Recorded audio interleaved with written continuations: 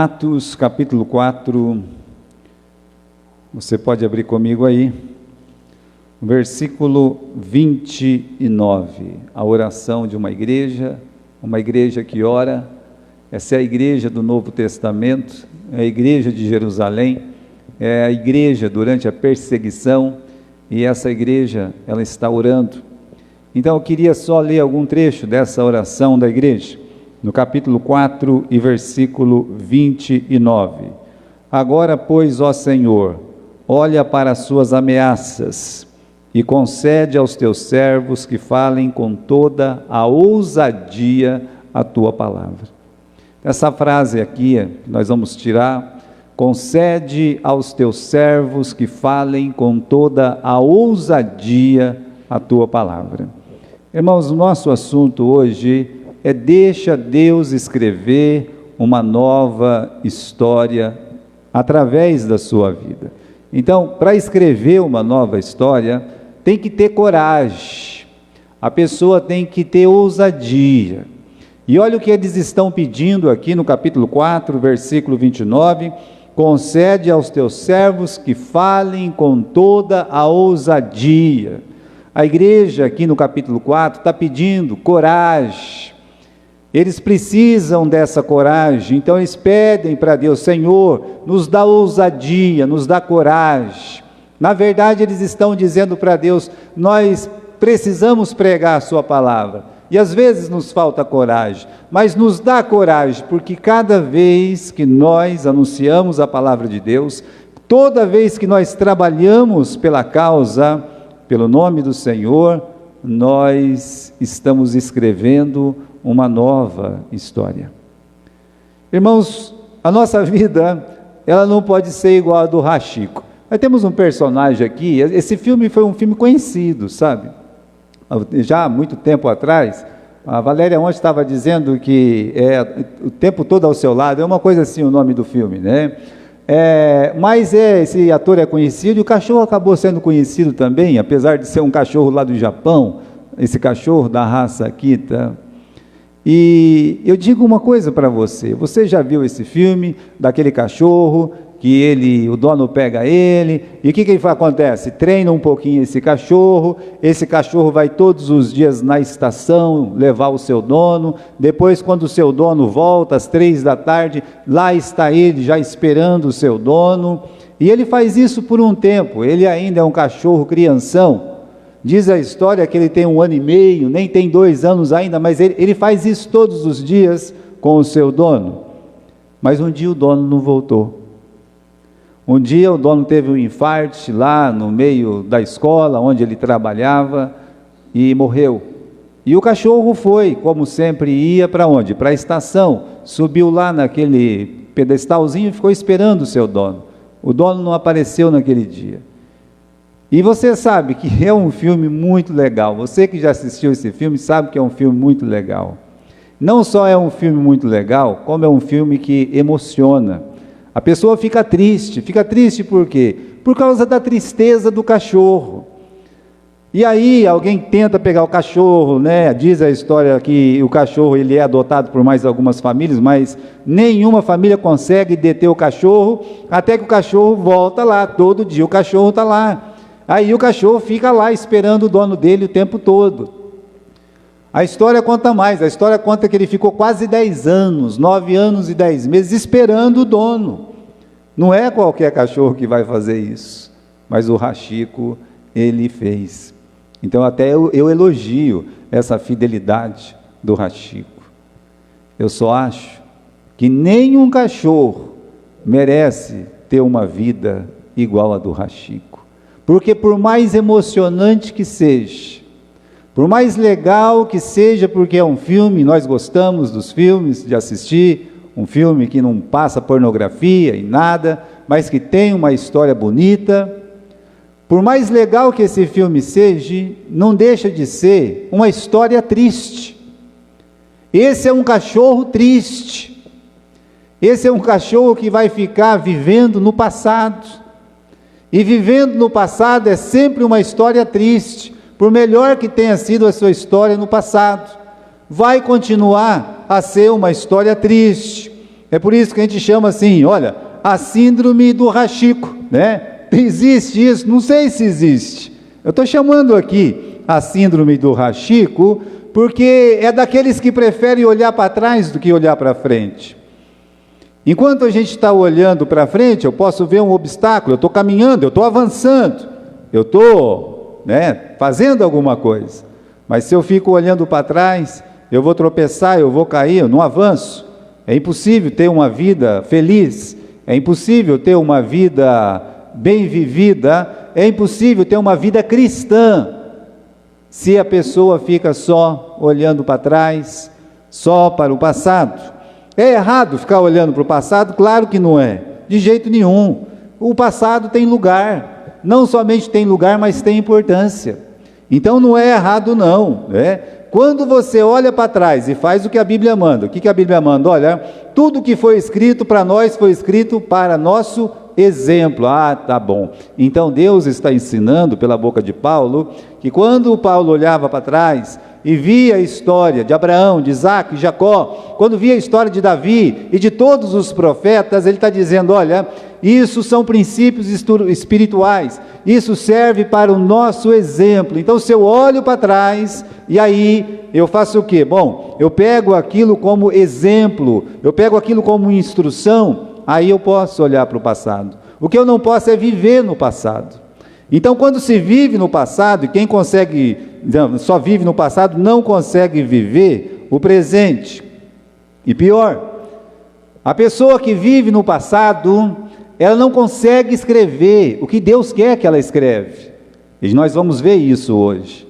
Deus quer que a pessoa escreva a cada dia, não é um dia e daqui um ano, outro, não. Deus quer que a pessoa escreva a cada dia uma nova história. Então, olha, nós não podemos ser igual ao Hachiko, ter essa síndrome de Hachiko, tá bom? Agora, a síndrome de Hachiko, esse negócio de viver no passado, é encontrado como exemplo na Bíblia. Tem na Bíblia? Tem na Bíblia. Tem na Bíblia, eu até escrevi, eu deixei escrito aqui para facilitar, mas se você quiser, você pode abrir. Por exemplo, você pode abrir no livro de Esdras, capítulo 3, nós vamos ler um pouco do versículo 10, nós vamos ler um pouco do versículo 12 e do versículo 13. Então eu vou ler aqui junto com vocês, é uma referência de quando o povo de Israel voltou da Babilônia. Então eles ficaram 70 anos escravos lá na Babilônia, presos na Babilônia. Deus na misericórdia mandou que eles voltassem, ordenou que eles voltassem.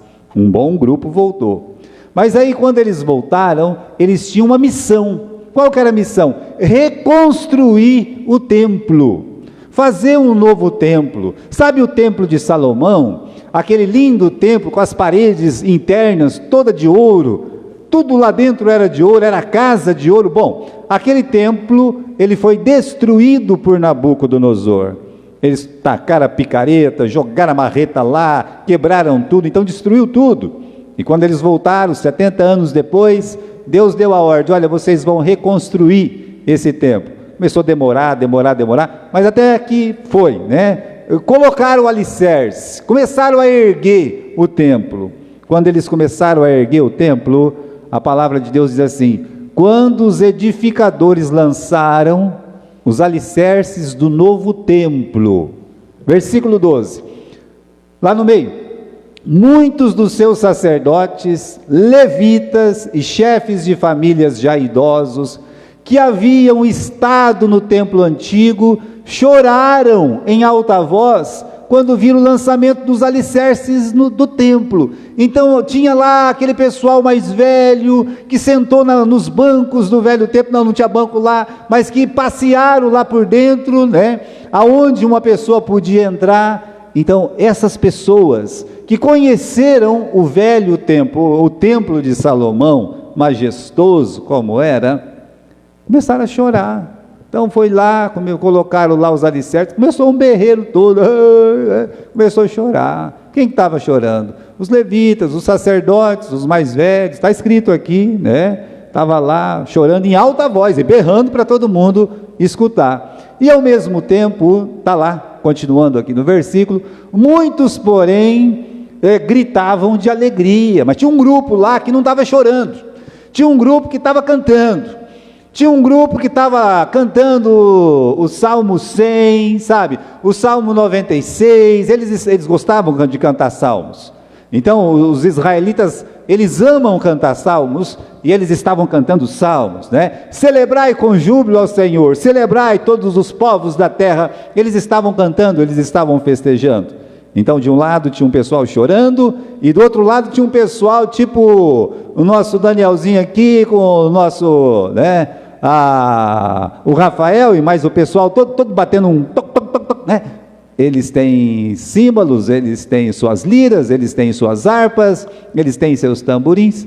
Eles estavam festejando, de forma que não era possível distinguir entre os brados de júbilo e os lamentos dos mais velhos.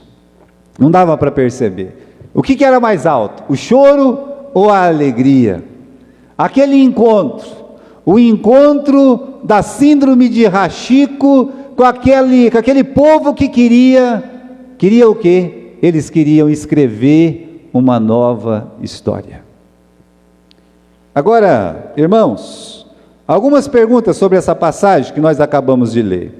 Por que existe duas reações tão diferentes, né? Por quê? Tem aqui os que choram e tem os que estão em júbilo, estão festejando. Porque os que choram, eles querem viver no passado. Eles olham para o templo de Salomão e não gostaram desse novo templo. Eles estão com a vida deles lá no passado. Por isso que a gente fala que uma pessoa cheia de mágoa, cheia de rancor, que vive lá no passado, ela nunca vai ser feliz. Esquece. Então essas pessoas, elas estão lá no passado. Os que se alegravam, que era aqui, esse pessoal mais jovem, né? Eles apenas queriam uma chance de escrever a história deles, de escrever a sua história. Eles não conheceram o templo de Salomão, mas eles tinham o direito de escrever uma nova história, a vida deles ali, naquele novo templo. Então, como é que Deus viu essa reação? Você não vai ver a resposta lá no livro de Esdras, você vai ver a resposta no livro de Ageu. Então convido você agora para abrir lá no livro de Ageu. Abra comigo no livro de Ageu, no capítulo 2, Ageu, capítulo 2 e versículo 3, tá? Vamos comigo ali. Aqui nós temos a resposta de Deus sobre tudo isso que estava acontecendo, né? Então Deus, ele viu que algumas pessoas estavam rindo, viu que outras pessoas estavam chorando. É claro, o nosso bom Deus se manifestou. Deus tem que falar alguma coisa. Aí o profeta Ageu é a boca de Deus. Então Deus, ele vai falar. E o que ele falou sobre tudo aquilo? Capítulo 2 e versículo 3. Está aqui, né? Versículo 3. Quem há entre vós que tendo ficado viu esta casa na sua primeira glória? Ele está fazendo uma pergunta aqui. Ei, vocês aí, todos, né? Deus estava olhando para a multidão, e Deus faz uma pergunta para a multidão. Então o profeta se levantou e falou isso que eu vou falar para vocês. Quem é que viu essa casa na sua primeira glória? Aí um monte de gente levantou a mão. Eu vi, né? Tá bom, certo? Vamos continuar, versículo 3. Como é que vocês estão vendo agora? É outra pergunta. Quem está aqui que viu a primeira casa? Segunda pergunta. A segunda pergunta diz: aqui. Bom, e como é que está agora? Né? Terceira pergunta: não é esta nada aos vossos olhos comparado com aquela? O que ele está perguntando nessa terceira pergunta? Isso aqui não vale nada para vocês?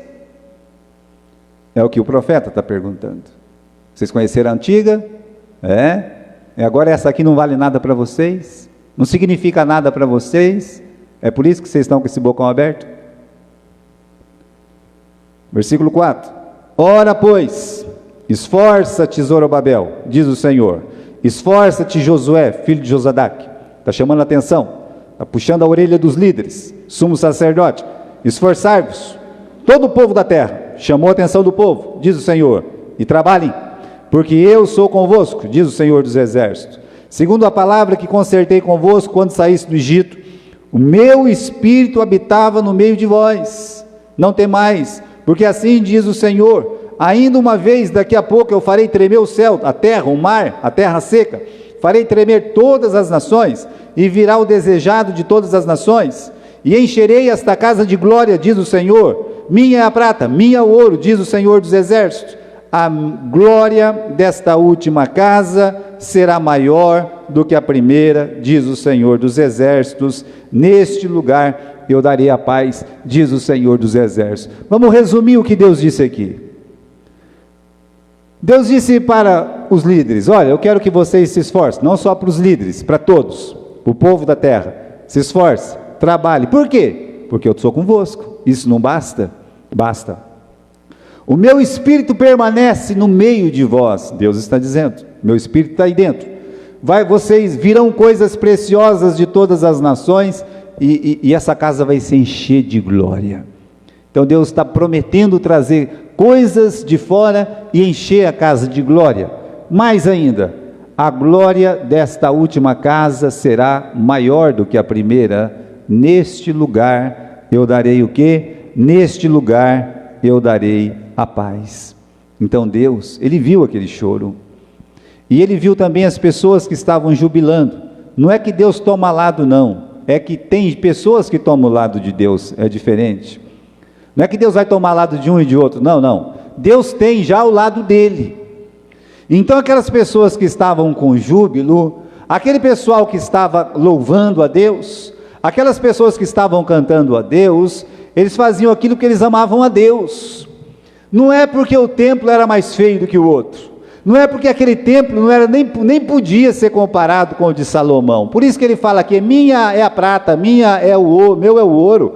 Quer dizer, eu não estou atrás disso, eu não estou atrás de um templo bonito. Deus está dizendo aqui, olha, a glória dessa última casa vai ser maior do que a primeira. Então isso deve ter doído no coração daquelas pessoas que queriam viver no passado. E Deus, Ele fortaleceu aquelas pessoas que queriam escrever uma nova história no presente. Deus está dizendo isso aqui. Essa casa vai se encher de glória, diz o Senhor dos exércitos. Então, irmãos, tenha ousadia para escrever uma nova história.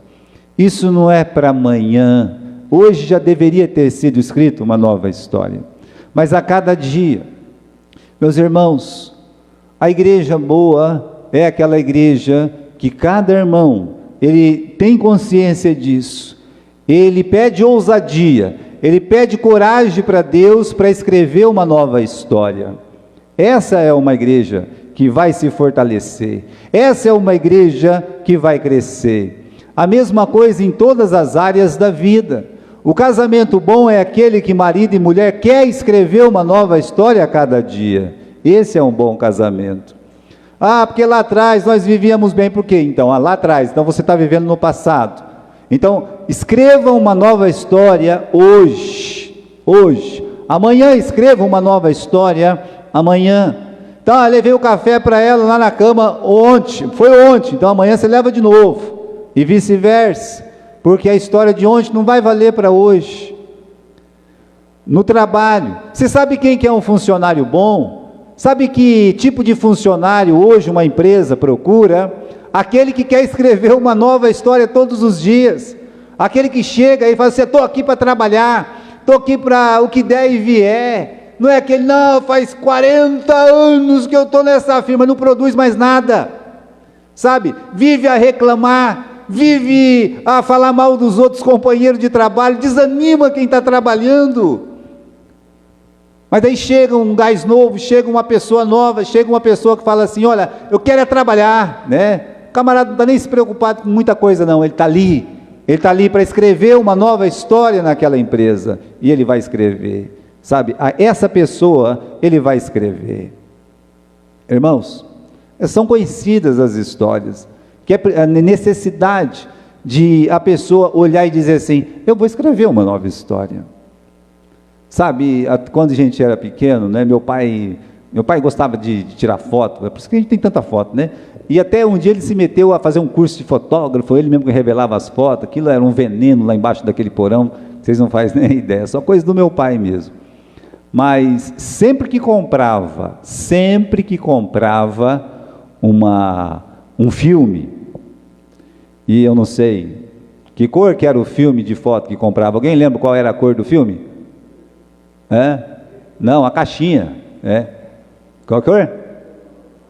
Amarelo. E qual é a marca? Kodak.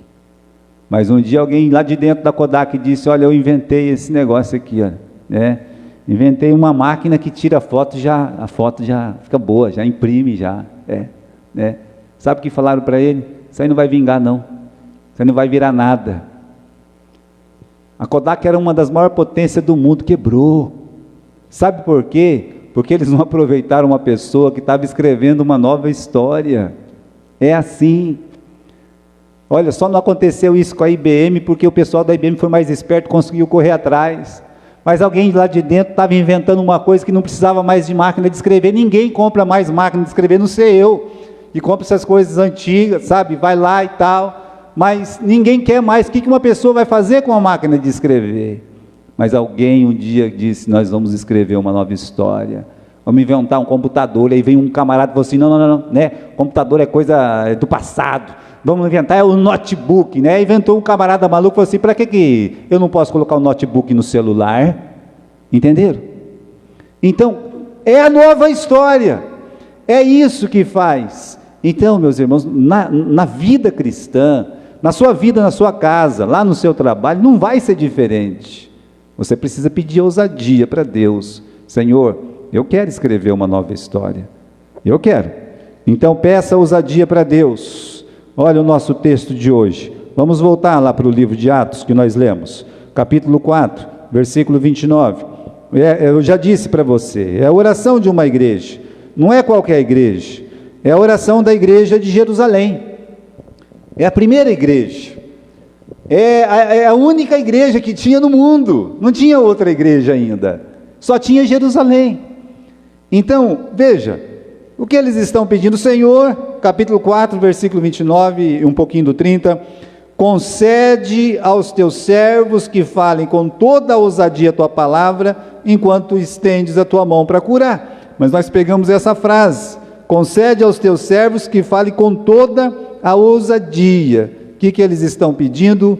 Ousadia para escrever uma nova história.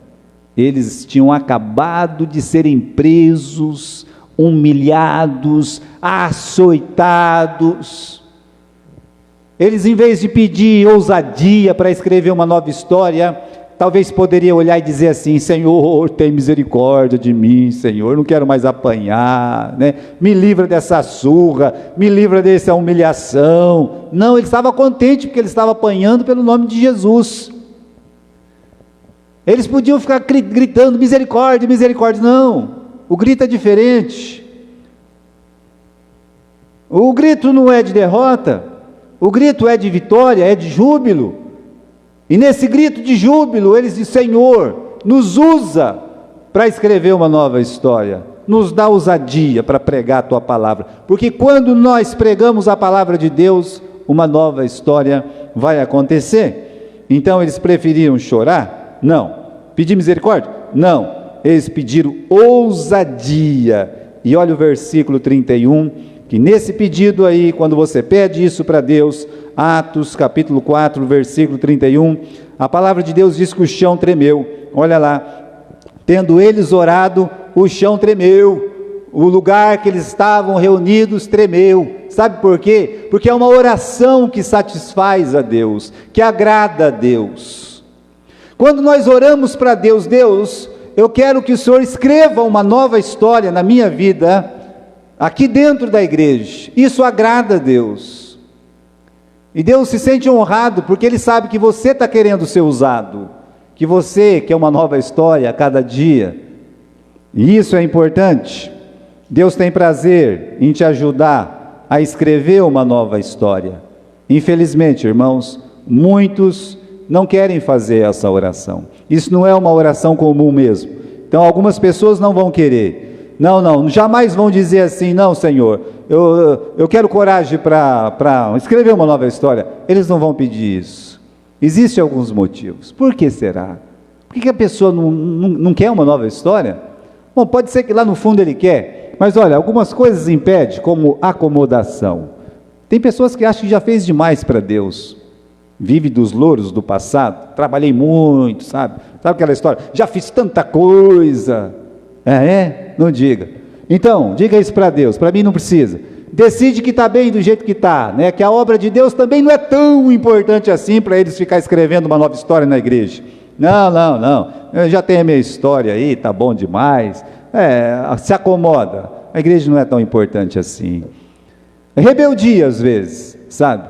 Rebeldia no sentido que a pessoa fala: não, né? Eu não vou escrever porque eu não gosto do pastor, eu não gosto daquele irmão que está lá, eu não gosto daquela liderança, eu não gosto daquele dirigente, e papapá, pronto, começa desse jeito. Bem, isso, querendo ou não, é rebeldia, não é? É rebeldia. Então, não vão escrever, se recusam, não vou, né? Ou o saudosismo, como eu disse, é aqueles que vivem do passado. Agora, tem uma palavra sobre o saudosismo aqui, meus irmãos, uma nota importante, né, sobre o saudosismo, né? Eu disse para você que o passado, ele só tem valor se ele servir de instrução, se ele servir de ensinamento, aí ele tem valor, correto? Agora, a gente percebe, ou o passado da pessoa leva ele para frente, sabe?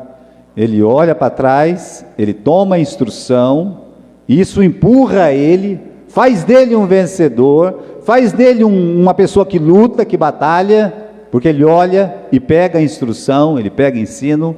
Ou o passado paralisa primeiro a cabeça, paralisa o coração, paralisa a pessoa, sabe, não faz nada. Tem a história do Josué ou dos israelitas, correto? Por quê? Porque os israelitas olharam para trás e ficaram com saudade do Egito. Isso fez com que eles parassem, não quisessem ir para frente. A gente não vai conseguir, coisa e tal, ficava olhando para trás, até eleger um capitão para voltar no passado. E olha que o passado deles era ruim, só que eles queriam viver no passado. Por outro lado, você tem Josué, sabe, Moisés morreu. Deus chamou ele lá no Monte Nebo e não voltou mais não, morreu, até ficou lá, o diabo querendo pegar o corpo dele, o arcanjo Miguel não deixou, foi né? E agora? Bom, agora, segundo a tradição dos judeus, o Josué estava triste, estava cabisbaixo, 40 anos junto com Moisés, sem saber muito o que vai fazer, o que vai acontecer. Tudo que tinha acontecido, a liderança era de Moisés, ele que liderou aquelas pragas, a abertura do Mar Vermelho, a andação no deserto, os 10 mandamentos que veio lá do Monte Horebe, Monte Sinai, sabe, aquelas primeiras vitórias do lado oriental de Canaã, vencendo reis gigantes, mas morreu. Sabe o que Deus falou para Josué? Deus disse assim para Josué: ei Josué, vamos dizer que Josué está triste mesmo, é provável que esteja. Josué, o meu servo Moisés morreu. Deixa o passado no passado. O meu servo Moisés morreu. Não vai voltar mais. Ele não vai liderar mais nada. Ele está morto. Agora você, Moisés, esforça-te e tem bom ânimo. Aonde pisar a planta dos seus pés vai ser de vocês. Escreva a sua história, Josué. Escreva a sua história. É isso que Deus disse para Josué. Josué, é a sua hora. Você tem que escrever a sua história. E nós sabemos, irmãos, como é que foi a história do Josué. O Moisés abriu o Mar Vermelho. É verdade.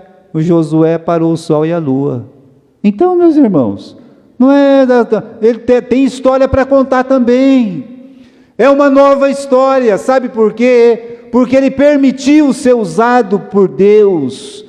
Então tem que pedir coragem. Deus, me dá ousadia, me dá coragem para escrever uma nova história. Então viver no passado, seja dos louros, como eu disse, a pessoa realmente fez muita coisa, isso dá uma gordura, como a pessoa fala, isso dá uma bagagem para a pessoa, mas tem pessoas que fazem alguma coisa, não faz mais nada, sabe? Vai lá, o grande jogador que fez 50 gols, aí depois não fez mais nada, não, depois parou, não fez mais nada, tá vendo? Se ele não escrever uma nova história, ele não cabe mais no time. Mas ficou olhando para trás, tá ali. Não foi por causa dos louros não, foi por causa de decepção mesmo. É o mesmo efeito, não vai mudar nada. Por quê? Porque ele continua lá atrás, ele não está olhando para frente. Então, viver no passado só vai te atrapalhar e vai impedir que Deus faça o que Ele quer fazer na sua vida. É assim, não dê seus dias e nem a sua força para o passado. Se você quiser, tudo bem. Pegue a sua força, pegue a sua energia, pegue os seus dias, ou seja, 24 horas por dia da sua vida, e põe no passado. Mas você pode fazer a mesma coisa. Você pode pegar os seus dias, essas 24 horas, você pode pegar essa sua vida maravilhosa que Deus te deu, você pode ir com todas as suas forças, com todo o seu ser, ir lá e dizer: Senhor, me dá coragem para escrever uma nova história hoje. Eu quero escrever uma nova história hoje. Então eu pergunto aqui, valeu a pena pedir ousadia para Deus? Será que valeu? Vamos para o capítulo 4 do livro de Atos, versículo 31. Bom, Deus já respondeu aqui, movendo, tremendo, Deus é tremendo aí. E todos foram cheios do Espírito Santo e anunciavam com o quê? Qual é a palavra que o Espírito Santo usa?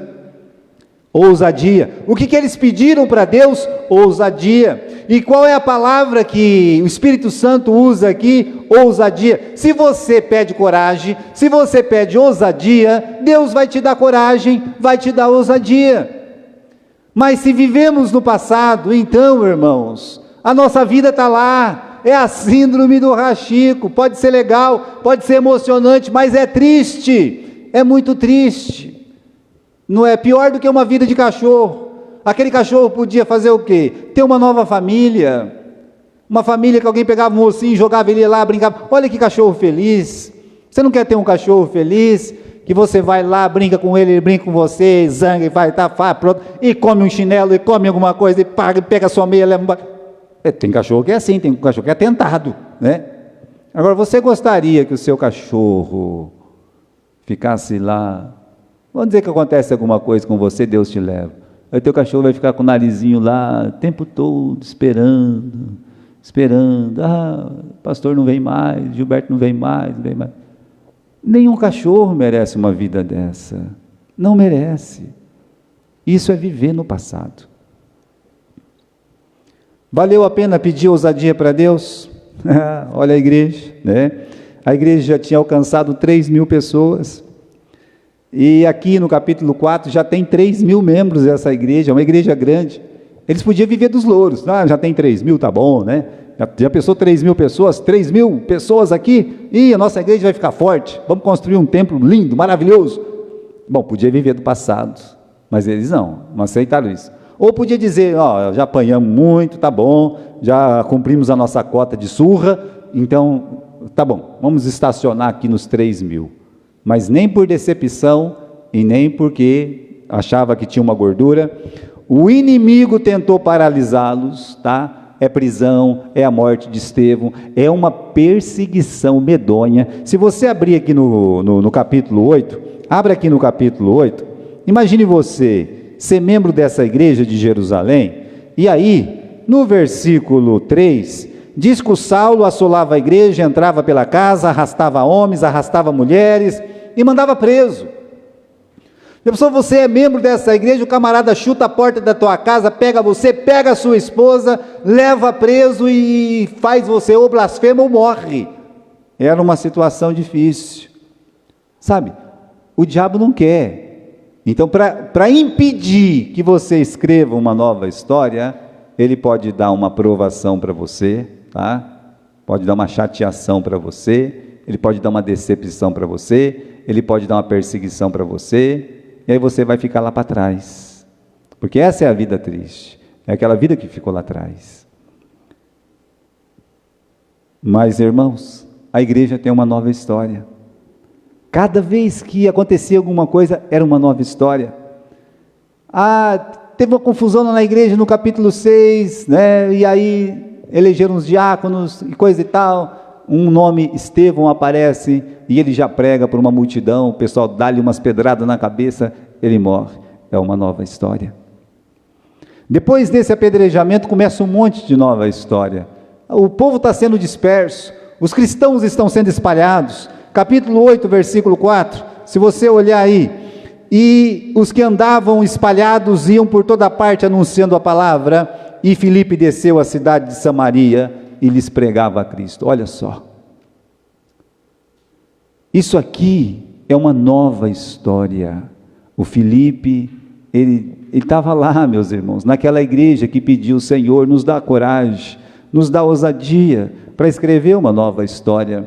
Ele está escrevendo, ele não ficou olhando para um lado, para o outro, ele não ficou falando, mas que o Estevão tinha que ir lá desafiar aquelas pessoas. Agora todo mundo está morrendo, está sendo perseguido, agora eu nem casa tenho. Ele podia ficar reclamando, porque tem gente que só reclama, tem gente que só vê coisa ruim, né? Então ele podia falar: esse Estevão, olha, se eles não matam o Estevão, eu mato, porque olha, onde já se viu uma coisa dessa, né? Agora ninguém tem paz. Podia, mas não, bateram nele, tiraram ele da casa dele, ele já saiu da casa dele e desceu lá para Samaria.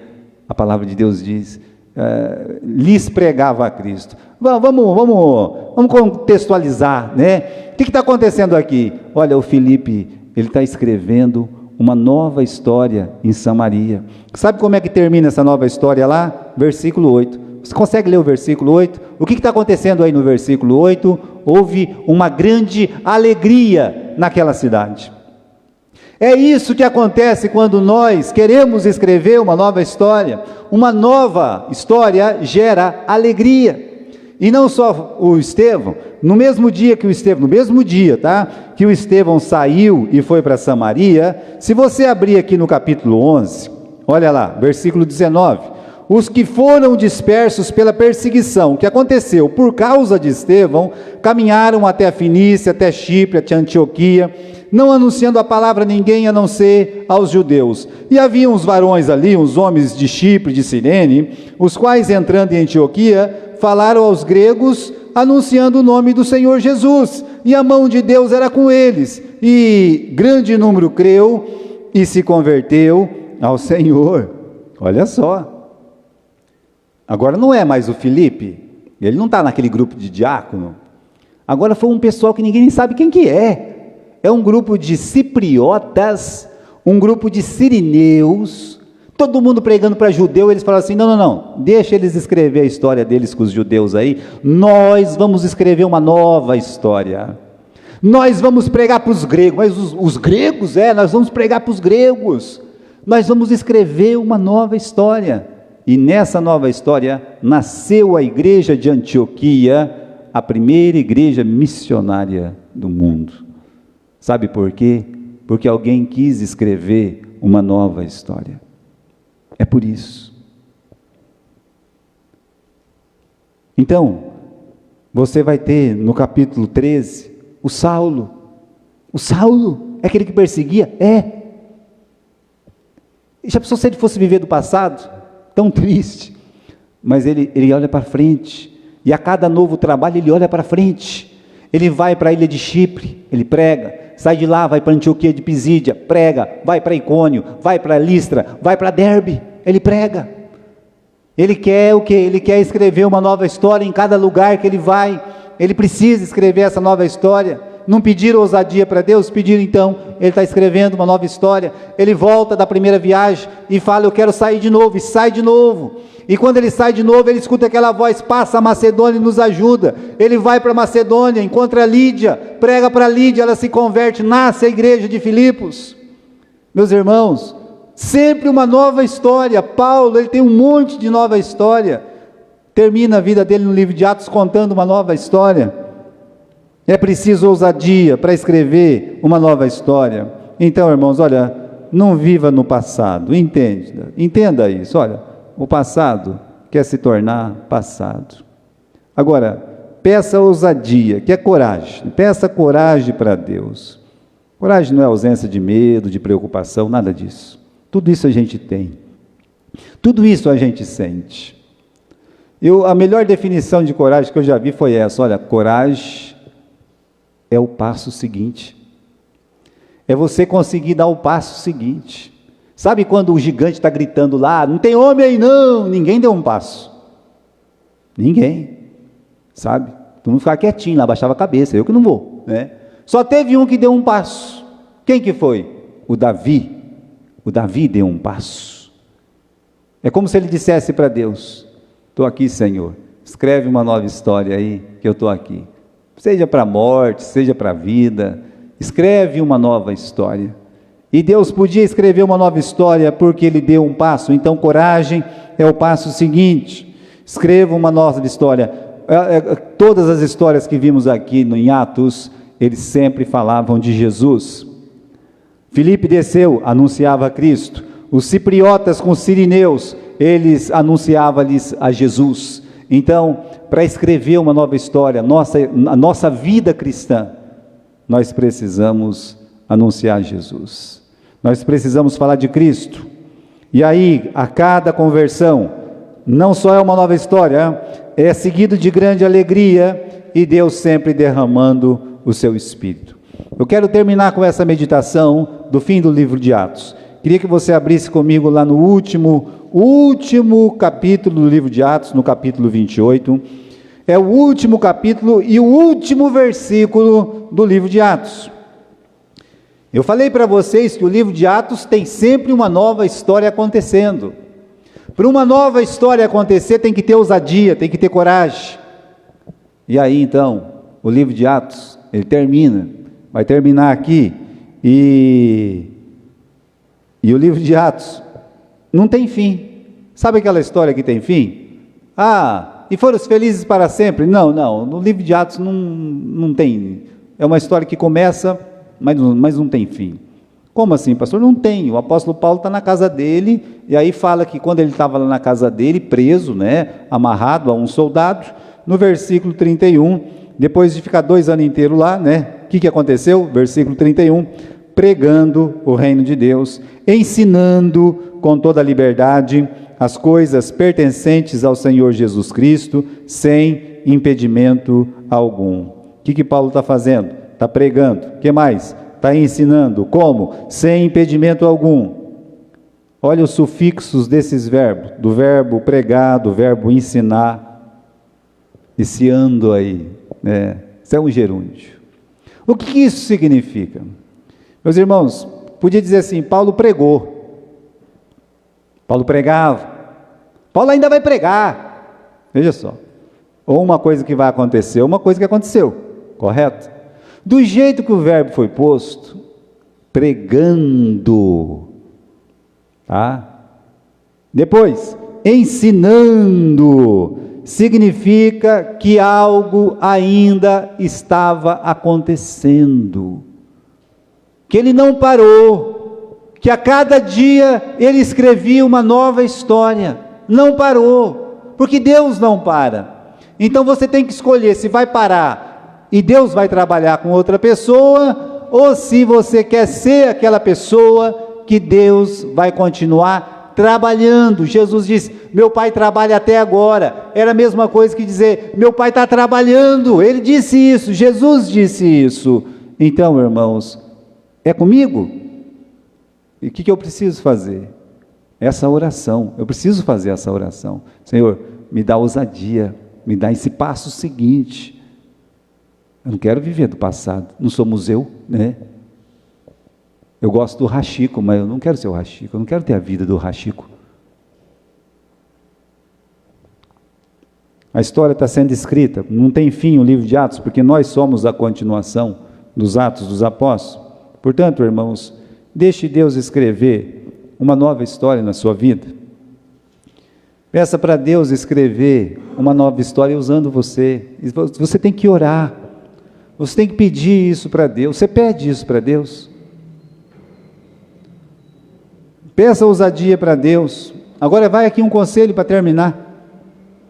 Não atrapalhe quem está tentando escrever uma nova história. Não atrapalha não. Não joga pedra nele não. Não fica colocando empecilho não. Sabe, eu tive uma alegria tão grande, né? Nós temos a turma dos teens, eles têm uma alegria, né? Estava vendo hoje de manhã, todo conversando e coisa, para isso tudo é alegria, tudo é festa, né? Essa idade boa, maravilhosa. Já pensou, já mais de 50 anos, querer tirar essa alegria deles? Eles têm que escrever a história deles, é uma nova história.